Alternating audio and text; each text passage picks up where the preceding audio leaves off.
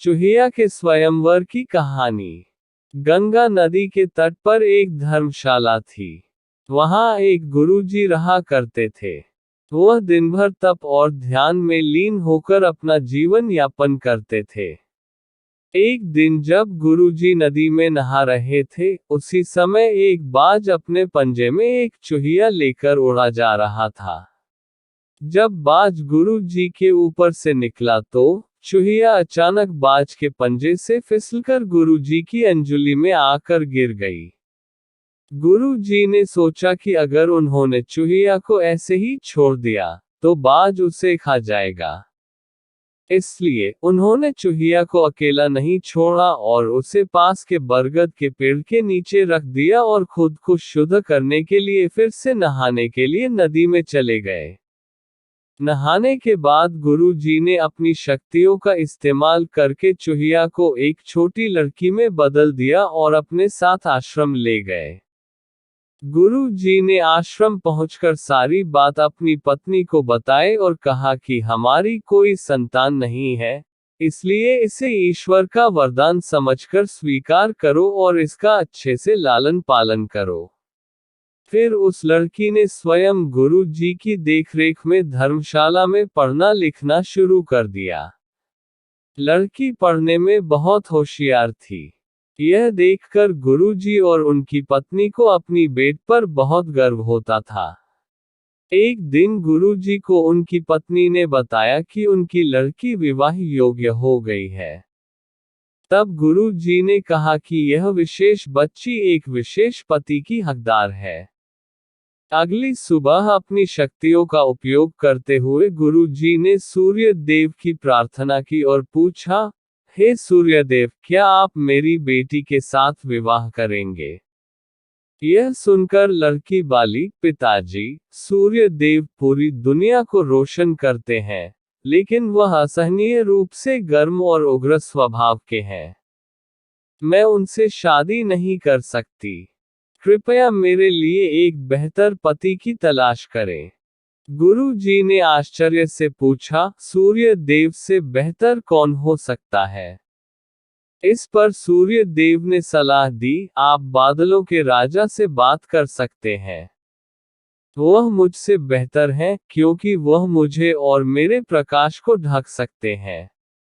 इसके बाद गुरु जी ने अपनी शक्तियों का उपयोग करते हुए बादलों के राजा को बुलाया और कहा, कृपया मेरी बेटी को स्वीकार करें।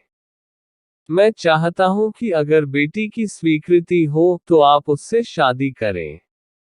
इस पर बेटी ने कहा, पिताजी, बादलों का राजा काला, गीला और बहुत ठंडा होता है। मैं उससे शादी नहीं करना चाहती। कृपया मेरे लिए एक बेहतर पति की तलाश करें। गुरु जी ने फिर से आश्चर्य में पूछा, भला बादलों के राजा से भी बेहतर कौन हो सकता है? बादलों के राजा ने सलाह दी, गुरुजी, आप हवाओं के भगवान वायुदेव से बात करें।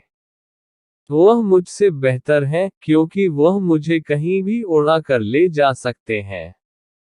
इसके बाद गुरु जी ने फिर से अपनी शक्तियों का उपयोग करते हुए वायुदेव को बुलाया और कहा, कृपया मेरी बेटी के साथ विवाह स्वीकार करें। अगर वह आपको चुनती है तो। दिया और कहा, पिताजी, वायुदेव बहुत तेज है। वह अपनी दिशा बदलते रहते हैं। मैं उनसे शादी नहीं कर सकती। कृपया मेरे लिए एक बेहतर पति की तलाश करें। गुरु जी फिर सोचने लगे, वायुदेव से भी बेहतर कौन हो सकता है? इस पर वायुदेव ने सलाह दी, आप पहाड़ों के राजा से इस विषय में बात कर सकते हैं। वह मुझसे बेहतर है, क्योंकि वह मुझे बहने से रोक सकते हैं। इसके बाद गुरु जी ने अपनी शक्तियों का उपयोग करते हुए पहाड़ों के राजा को बुलाया और कहा, कृपया मेरी बेटी का हाथ स्वीकार करें। मैं चाहता हूं कि अगर वह आपको पसंद करती है, तो आप उससे शादी करें। फिर बेटी ने कहा, पिता, पहाड़ों के राज बहुत कठोर है। वह अचल है। मैं उससे शादी नहीं करना चाहती। कृपया मेरे लिए एक बेहतर पति की तलाश करें। गुरु जी ने सोचा, पहाड़ों के राज से भी बेहतर कौन हो सकता है। पहाड़ों के राजा ने सलाह दी, गुरुजी, आप चूहे के राजा से बात करके देखिए। वह मुझसे बेहतर है, क्योंकि वह मुझ में छेद कर सकता है। आखिर में गुरुजी ने अपनी शक्तियों का उपयोग करते हुए चूहे के राजा को बुलाया और कहा, कृपया मेरी बेटी का हाथ स्वीकार करें। मैं चाहता हूं कि आप उससे शादी करें, अगर वह आपसे शादी करना चाहे। जब बेटी चूहे के राजा से मिली, तो वह खुश होकर शादी के लिए राजी हो गई। गुरु ने अपनी बेटी को एक सुंदर चूहिया के रूप में वापस बदल दिया। इस प्रकार गुरु जी की बेटी चूहिया का स्वयंवर संपन्न हुआ। कहानी से सीख, जो जन्म से जैसा होता है, उसका स्वभाव कभी नहीं बदल सकता।